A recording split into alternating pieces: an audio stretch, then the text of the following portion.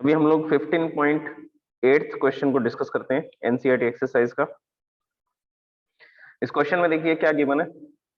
सबसे पहले आपको इसमें एक इक्वेशन गिवन है, that equation is periodic function which is representing A travelling wave, जो एक ट्रेवलिंग वेव को रिप्रेजेंट कर रही है।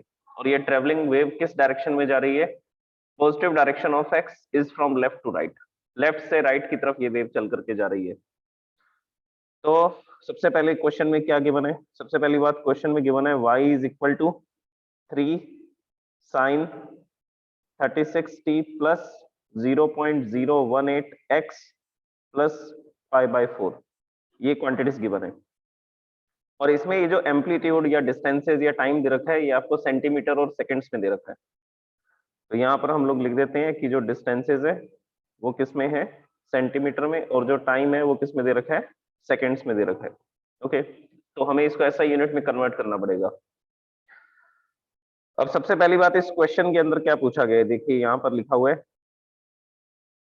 इज दिस ट्रेवलिंग वेव और स्टेशनरी वेव। तो आंसर है ये ट्रेवलिंग वेव की इक्वेशन है। स्टेशनरी वेव की इक्वेशन में ऐसा नहीं होता है। स्टेशनरी वेव की इक्वेशन में आपको ये वाली टर्म्स देखने को नहीं मिलेगी। उसकी इक्वेशन कुछ इस तरह की होती है। स्टेशनरी वेव जो होती है that is amplitude, this is sine K X cos omega T, इस तरह की इक्वेशन होगी। तो उसमें ये जो डिस्प्लेसमेंट है ये टाइम के साथ साथ आगे नहीं बढ़ेगा। के एक्स के साथ में टाइम की कोई टर्म नहीं आ रही है, तो यहाँ पर उसका डिस्प्लेसमेंट नहीं होगा, वो मीडियम के अंदर ही क्रिएट होगी, मीडियम के अंदर ही क्या हो जाएगी? खत्म हो जाएगी।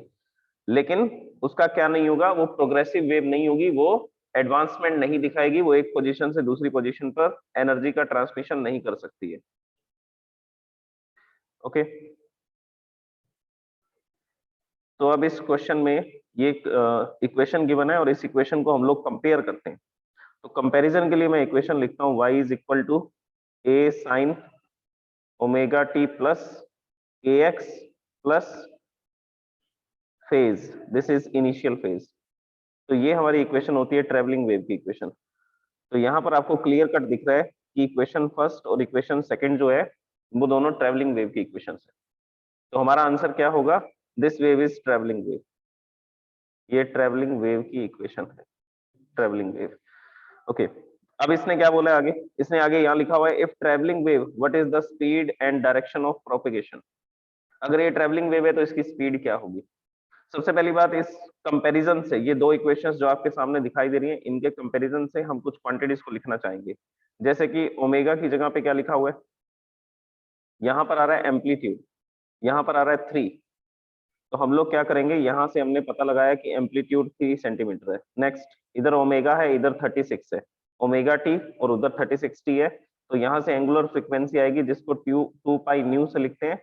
दिस इज 36 और इसकी ऐसा यूनिट होती है रेडियन पर सेकेंड। ये आपको दे रखा है रेडियन पर सेकेंड में। Next quantity is wave number. ये है वेव नंबर। इस वेव नंबर को किससे लिखते हैं? 2 पाई अपॉन लेमडा से लिखते हैं। और ये आपको गिवन है 0.018 पर सेंटीमीटर, 0.018 पर सेंटीमीटर। तो ये पर सेंटीमीटर के अंदर आपको गिवन है। इसको मीटर में कन्वर्ट करने का मैं आपको मेथड बताऊंगा क्या होगा। Next, initial phase. Initial phase given है आपको, इनिशियल फेज है π/4। अब हम इसके बेसिस पर स्पीड बता सकते हैं। अच्छा, स्पीड के लिए पहले फॉर्मूला बनाना पड़ेगा। हमारे पास जो फॉर्मूला है स्पीड का वो तो क्या होता है? फ्रीक्वेंसी इंटू वेवलेंथ होता है। वो तो फ्रीक्वेंसी इंटू वेवलेंथ होता है। लेकिन यहाँ पर ना तो हमें फ्रीक्वेंसी पता है ना वेवलेंथ पता है। या तो पहले फ्रीक्वेंसी निकालो, वेवलेंथ निकालो, फिर इसमें पुट करो, फिर आप स्पीड बता सकते हैं।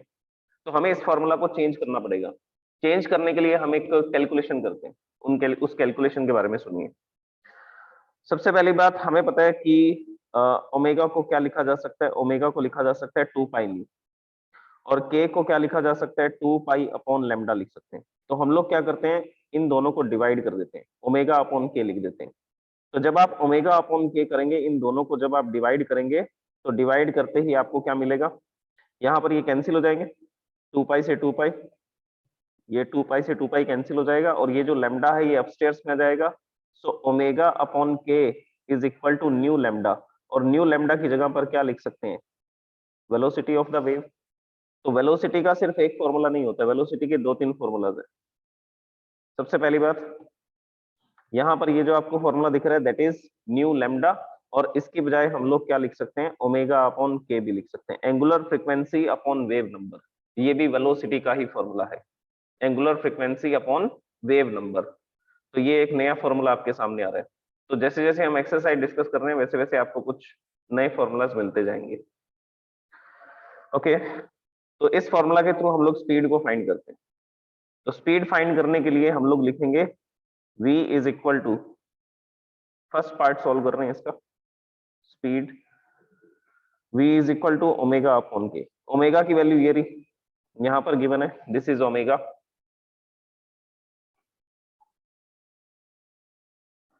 Okay, v is equal to omega upon K. तो ओमेगा की वैल्यू क्या गिवन है, 2 पाई न्यू, ये 36 रेडियन गिवन है, तो यहाँ पे हम लोग लिखेंगे 36 radian.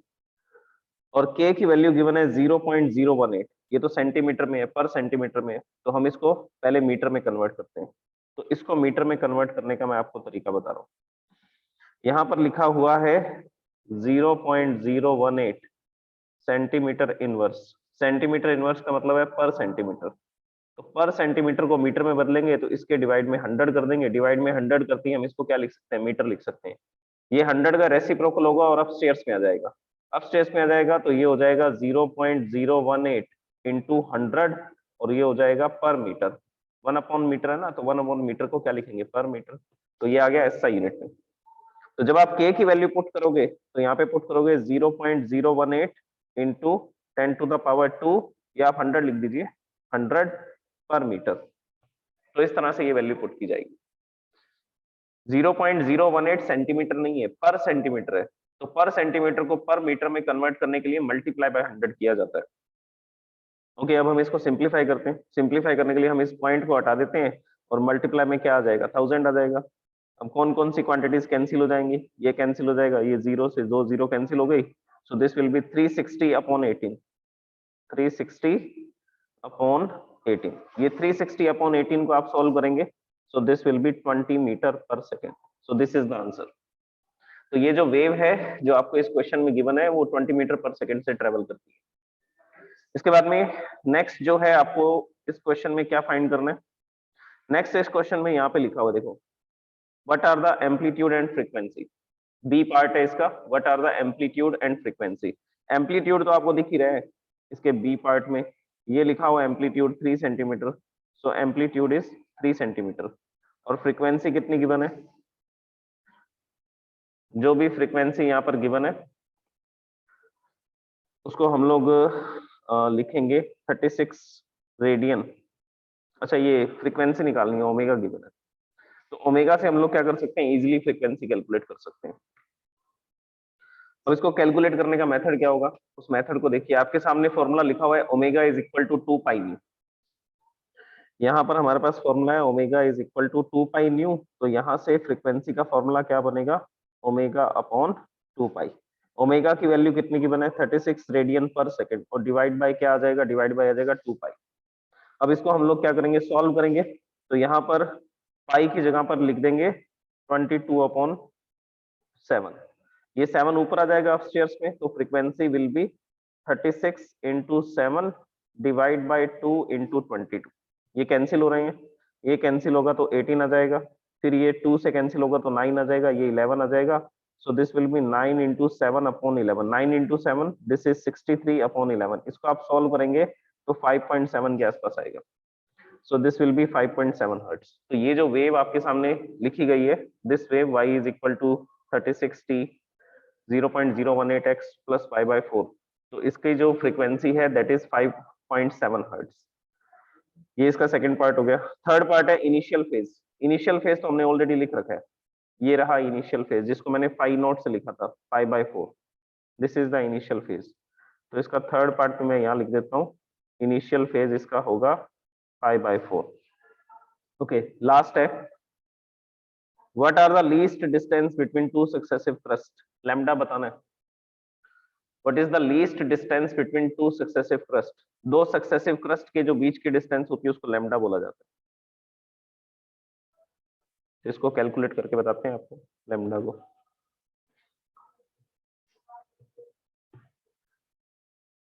So we have to calculate wavelength, the distance between least distance between two consecutive crust.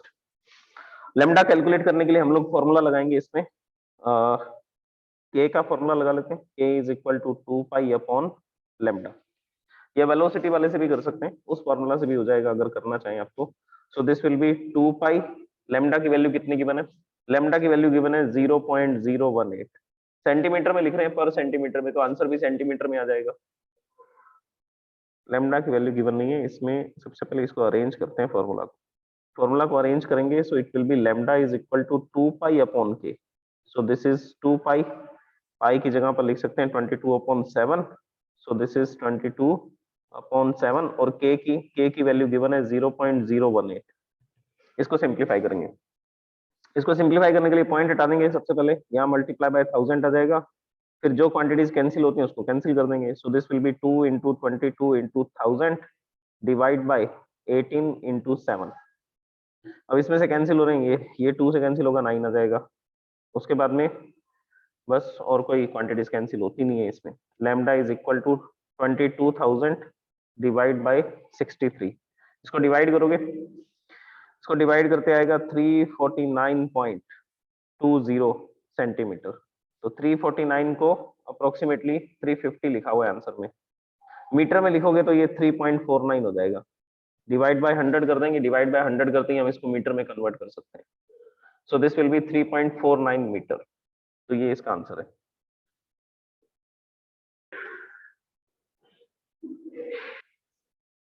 देखिए 15.9 क्वेश्चन के अंदर आपको ये सारी क्वांटिटीज गिवन है, और इसमें ये बोल रहा है कि आपको इक्वेशन कौन सी यूज करनी है जो 15.8 में गिवन थी। तो 15.8 में क्या इक्वेशन गिवन थी, y is equal to 3 sine 36t plus 0.018 x plus pi by 4, ये इक्वेशन गिवन थी। अब इस इक्वेशन के बेसिस पर आपको एक ग्राफ बनाना है, displacement time graph. So you have to make displacement time graph. Displacement time graph बनाना है, और आपसे बोला जा रहा है कि x इक्वल टू 0 के लिए बनाना है, x इक्वल टू 2 के लिए बनाना है, और x इक्वल टू 4 सेंटीमीटर के लिए बनाना है। तो x की वैल्यू पहले 0 पुट करके हम लोग कुछ क्वांटिटीज को फाइंड करेंगे, जैसे कि मैं यहाँ लिखता हूँ, एक टेबल बनाता हूँ। सबसे पहली बात, इसको हम लोग इस तरह से लिखते हैं, पहला पार्ट सोल्व कर रहा हूँ, first part 4x is equal to 0। जब x इज इक्वल टू 0 लिखेंगे तो यहाँ पर ये 0 हो जाएगी ये वाली टर्म, तो इक्वेशन बन जाएगी y is equal to 3 sine 36t plus 0 plus pi by 4। So this will be the equation. तो हमारी इक्वेशन हो जाएगी y is equal to 3 sine 36t plus pi by 4। अब आपको t की वैल्यूज पुट करनी है इस इक्वेशन में और ग्राफ प्रिपेयर करना है।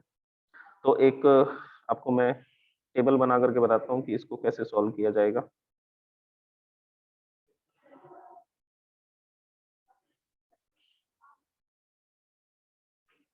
इस तरह की एक टेबल बनेगी जिसमें हम लोग t की वैल्यू पुट करेंगे और डिस्प्लेसमेंट को फाइंड करेंगे। अब t की वैल्यू पहले 0 पुट करेंगे, जब t की वैल्यू 0 पुट करोगे सो this will B 0 plus pi by 4, तो साइन पाई बाय 4 हो जाएगा। इसको सॉल्व करके दिखा देता हूँ यार, ये लो 3 साइन 36t, t की जगह पे आ गया 0, ये तो 0 हो गया, यहाँ पे रह गया पाई बाय 4। साइन पाई बाय 4 कितना होता है, 45 डिग्री। 45 डिग्री की वैल्यू होती है 1/√2। सो this is sine pi by 4, this is 1/√2, तो ये आ जाएगा 1/√2, तो आंसर आएगा 3/√2। तो डिस्प्लेसमेंट इस केस में कितना आ रहा है, इस केस में डिस्प्लेसमेंट आएगा 3/√2। ये मैंने आपको अच्छे से सिखाया हुआ है कि ये टी की अलग अलग वैल्यूज पुट करके आप कैसे क्वांटिटीज को फाइंड कर सकते हैं। अब आप टी की जगह पे लिखेंगे t/8, t/4 लिखते थे वैसे हम, अभी इसमें t/8 लिख रहे हैं। तो t/8 लिख करके सॉल्व करोगे तो यहाँ पर हो जाएगा y is equal to 3 sine 36 into t/8 और प्लस में आ जाएगा पाई बाय 4। ये कैंसिल होगा, ये कैंसिल करके हम लोग जब इसको सॉल्व करेंगे सो दिस विल बी, अच्छा आपको कैपिटल टी की वैल्यू इसमें बता रखी है, हाँ, तो इसको जब आप सॉल्व करेंगे so this answer will be 3। तो यहाँ पर ये 3 आ जाएगा, फिर t/4 के लिए करेंगे, t/4 के लिए करेंगे तो 3/√2 आएगा फिर से। इसको हम लोग लिखेंगे 0 1t/8, फिर 2t/8 कर देते हैं इसको, this is 3t/8। Next 4t upon 8, 5t upon 8, 6t upon 8, 7t upon 8 and 8t upon 8। 8t upon 8 का मतलब है कैपिटल टी, मतलब कि 1 जो ऑसिलेशन है वो कंप्लीट हो चुका है। सो दिस विल बी 0, 0 के बाद आएगा फिर -3 अपॉन √2, फिर -3, देन -3 अपॉन √2, फिर 0, फिर 3 अपॉन √2। तो ये इसकी इक्वेशन बनेगी, ये इसकी वैल्यूज आएंगी। अब इन वैल्यूज के बेसिस पे हम लोग ग्राफ डिजाइन कर देते हैं। तो एक ग्राफ बना के बता रहा हूँ x इज इक्वल टू 0 के लिए। नेक्स्ट आपको एक ग्राफ और बनाना होगा x इज इक्वल टू 2 के लिए, फिर x इज इक्वल टू 4 के लिए। तो यहाँ पर हम लोग एक ग्राफ डिजाइन करते हैं। इस ग्राफ के अंदर डिस्प्लेसमेंट दिखाते हैं। तो ये होगा डिस्प्लेसमेंट, यहाँ पर लिखेंगे हम time axis and this is displacement axis. यहाँ पे 0 डिस्प्लेसमेंट है, यहाँ पर डिस्प्लेसमेंट है 3 अपॉन √2। 3 अपॉन √2 को सोल्व करते हैं तो 2.12 आता है अप्रोक्सीमेटली, और मैक्सिमम डिस्प्लेसमेंट 3 है। यहाँ पे नेगेटिव में आएगा -3 अपॉन √2 और मैक्सिमम डिस्प्लेसमेंट आएगा -3। ग्राफ कहाँ से स्टार्ट करना है? अच्छा, यहाँ पे टाइमिंग्स भी लिख देते हैं, t/8, then 2t upon 8, 3t upon 8, 4t upon 8, 5t upon 8, 6t upon 8, 7t upon 8 and capital T 8t upon 8। तो इस तरह से ये हमने इसमें सब कुछ लिख दिया। अब ग्राफ के पॉइंट्स को मिलाते हैं। सबसे पहले टाइम जब 0 था तो ये पॉइंट आता है 3/2, 3 अपॉन √2। फिर उसके बाद t/8 पे ये ग्राफ चला जाता है 3 पे, फिर 2t अपॉन वापस कितने पे आ जाता है 3 अपॉन √2 पे। तो ये ग्राफ बनेगा इसमें।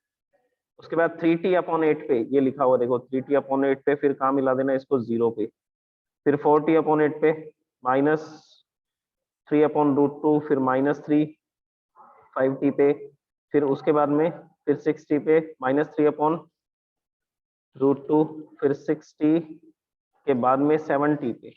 ये जो ग्राफ चलेगा इस तरह से, फिर 7t पे, फिर इसको 0 पे ले जाएंगे, फिर उसके बाद कैपिटल टी पे वापस कहाँ जाएगा। तो ये जो ग्राफ बना ये x इज इक्वल टू 0 के लिए। अब एक और ग्राफ है x is equal to 2 centimetre के लिए। जब आप x की वैल्यू 2 सेंटीमीटर लिख करके फिर से इन सारी वैल्यूज को कैलकुलेट करोगे तो ये ग्राफ लगभग यहाँ से स्टार्ट होगा।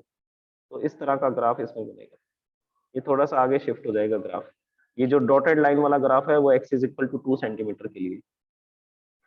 इसके बाद में नेक्स्ट मैं ग्राफ इसमें डिजाइन करता हूँ ब्लू कलर से। तो ये जो ग्राफ बनेगा इसमें जब आप वैल्यूज पुट करोगे तो तीसरा जो ग्राफ बनेगा वो x is equal to 4 centimetre के लिए होगा। तो आपको ये 3 ग्राफ डिजाइन करने हैं। तो एक डिजाइन कर लेंगे उसमें +2 और +4 ऐड कर देंगे तो थोड़े आगे खिसक जाएंगे ग्राफ, बस इतना चेंज होगा इसमें, बाकी सब सेम है। Okay, so this is the solution of 9th question. ये 9th क्वेश्चन का सॉल्यूशन है। अब 10th क्वेश्चन पे आते हैं फटाफट।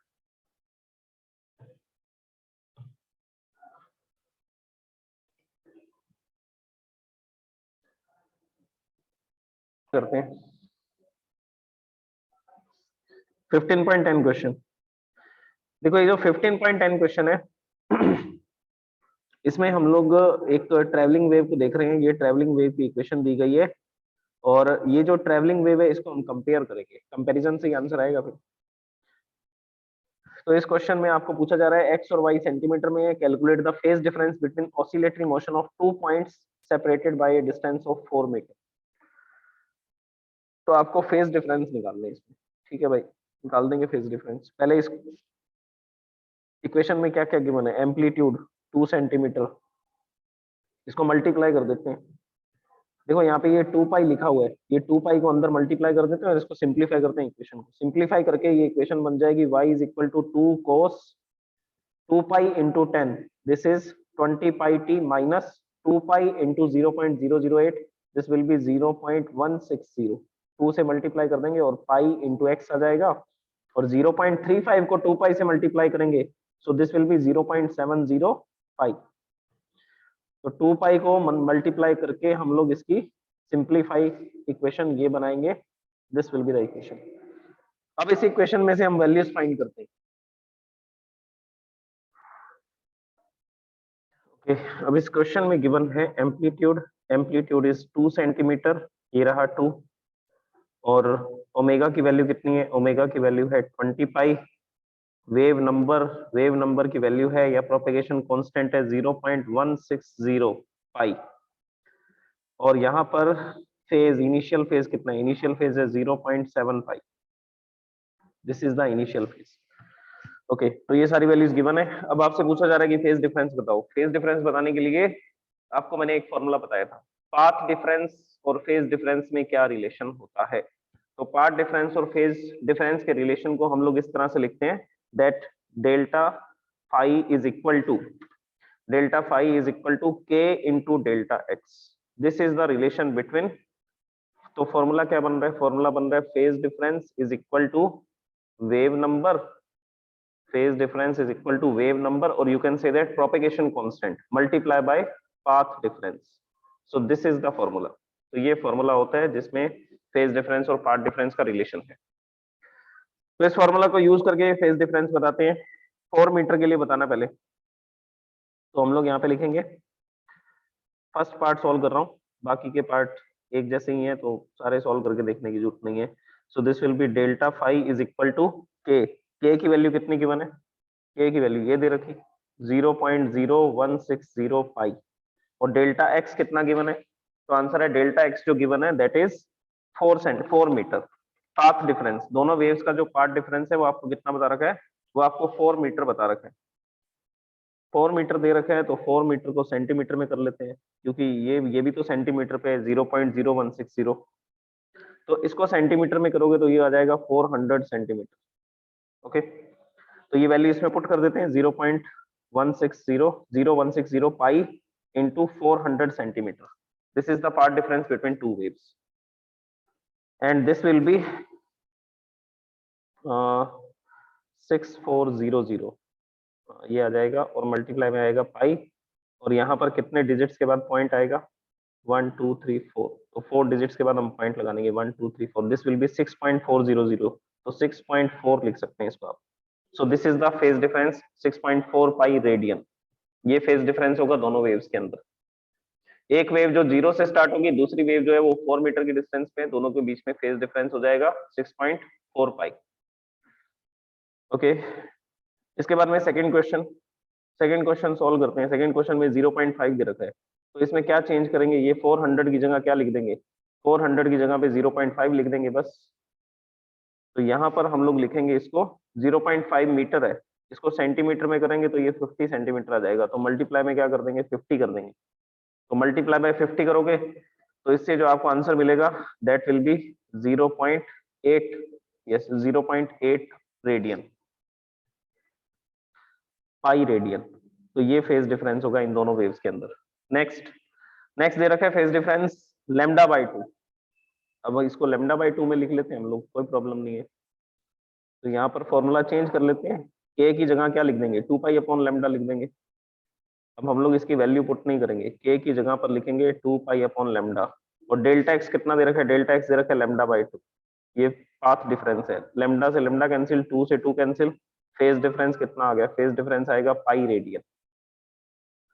लास्ट वाले में क्या करेंगे, लास्ट वाले में ये लैम्डा बाय 2 लिखा था, 3/2 लैम्डा लिख देंगे इसकी जगह पे, तो फेज डिफरेंस कितना आएगा, फेज डिफरेंस आएगा के डेल्टा एक्स, के की वैल्यू पुट करेंगे 2 pi upon lambda, delta x कितना है 3 लैम्डा अपॉन 4, लैम्डा से लैम्डा कैंसिल, 2 से ये 4 cancel, so phase difference will be 3 pi by 2 radian. तो लास्ट का आंसर ये आएगा, ये फेज डिफरेंस इस तरह से निकाल सकते हैं।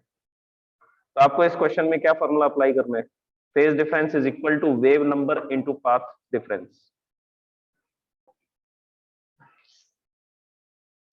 ओके, अब क्वेश्चन सुनिए। नेक्स्ट क्वेश्चन ये है कि जिसमें आपको गिवन है 15.11, एक इक्वेशन गिवन है, इस इक्वेशन को हमें कंपेयर करना पड़ेगा। अब इसने बोला कि ये स्टेशनरी वेव की इक्वेशन है या ट्रेवलिंग वेव की इक्वेशन है, तो आंसर है ये स्टेशनरी वेव की इक्वेशन है। आपको इक्वेशन में दे रखा है y इज इक्वल टू 0.06, और ये मीटर में गिवन है, and sine 2/3x cos 120 pi t। Stationary wave की जो इक्वेशन होती है वो होती है 2a sine kx cos omega t। This is the equation of stationary wave, ऐसी वेव जो क्या नहीं करती है, जो एडवांस नहीं होती है, मतलब कि प्रोग्रेस नहीं करती है।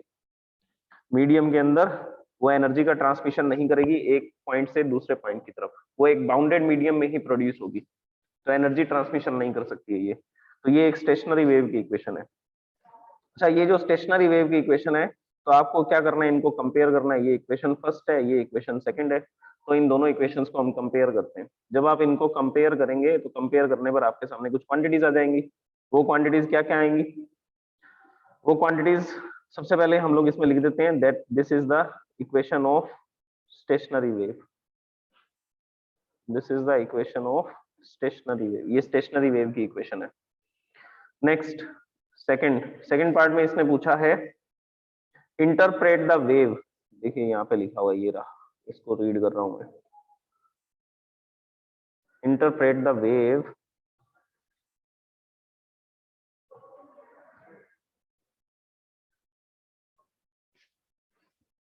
as superposition of two waves traveling in opposite directions. What is its wavelength, frequency and speed of each wave? Okay, superposition से हम ये बताते हैं कि ये जो है ये दो ट्रेवलिंग वेव का सुपरपोजिशन है जिससे स्टेशनरी वेव प्रोड्यूस होती है। ये तो पढ़ा हुआ है हमने।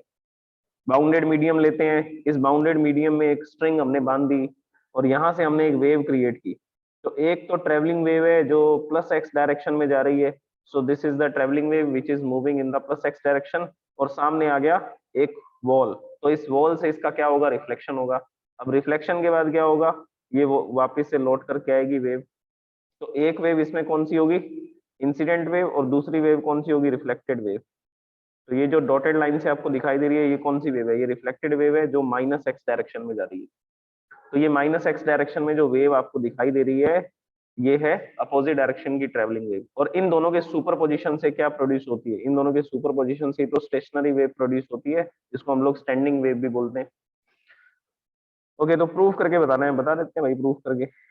ये सब चीजें नोट्स में नहीं है, ये सब आपको इन्हीं न्यूमेरिकल्स के अंदर प्रूफ करके बताना है। देखो एनसीईआरटी में स्टेशनरी वेव की इक्वेशंस नहीं दे रखी थी, लेकिन यहाँ पर इसने स्टेशनरी वेव की इक्वेशन के बारे में पूछ लिया, तो इस एक्सरसाइज में ये डिस्कस करता है इसकी इक्वेशंस को। नोट इसमें एक्सरसाइज के बीच में इसको डिस्कस नहीं किया गया, चैप्टर के बीच में इसको डिस्कस नहीं किया गया, एक्सरसाइज में इसको डिस्कस किया गया है। एनीवेज हम लोग आगे की बात करते हैं, कैलकुलेशन कर देते हैं भाई, आती है हमें calculation. This is the principle of superposition, ये सुपरपोजिशन प्रिंसिपल है जिसमें से पहली वेव जो है उस वेव को हम लोग कंसीडर कर रहे हैं। This wave is of A sine K X minus omega T, ये प्लस एक्स डायरेक्शन में जा रही है। दूसरी वेव जो है वो माइनस एक्स डायरेक्शन में जा रही है, तो उसको माइनस से लिखेंगे, अपोजिट डायरेक्शन में आ रही है। रिफ्लेक्शन के बाद जो फेज है वो पलट जाता है और माइनस एक्स डायरेक्शन की वेव में यहाँ पर प्लस आता है, प्लस ओमेगा टी लिखा जाता है।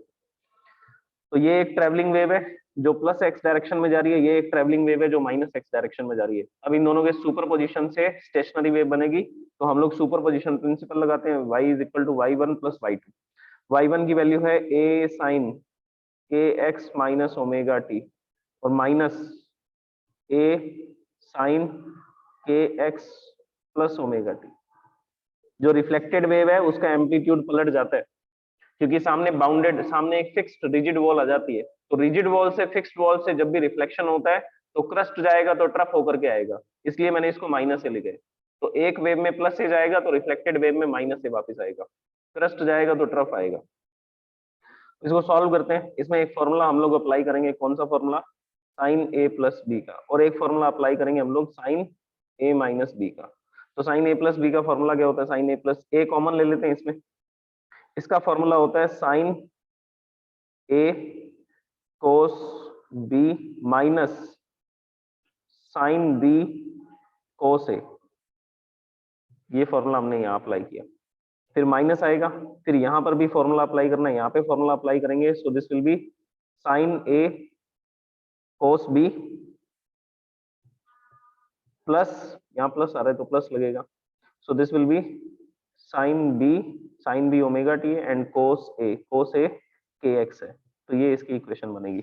अब ब्रैकेट ओपन कर देंगे, जैसे ही आप ब्रैकेट ओपन करेंगे, ब्रैकेट ओपन करते ही क्या होगा, ब्रैकेट ओपन करते ही ये माइनस हो जाएगा, ये ब्रैकेट यहाँ से हटा देंगे हम लोग और ये वाली टर्म भी क्या हो जाएगी, ये वाली टर्म भी माइनस हो जाएगी, और ये प्लस की जगह भी क्या आ जाएगा, माइनस आ जाएगा। अब कौन कौन सी टर्म्स इसमें कैंसिल होती हैं, देख लो भाई। इसमें sign omega T cos K x लिखा हुआ है, ये रहा साइन ओमेगा टी और कोस के एक्स।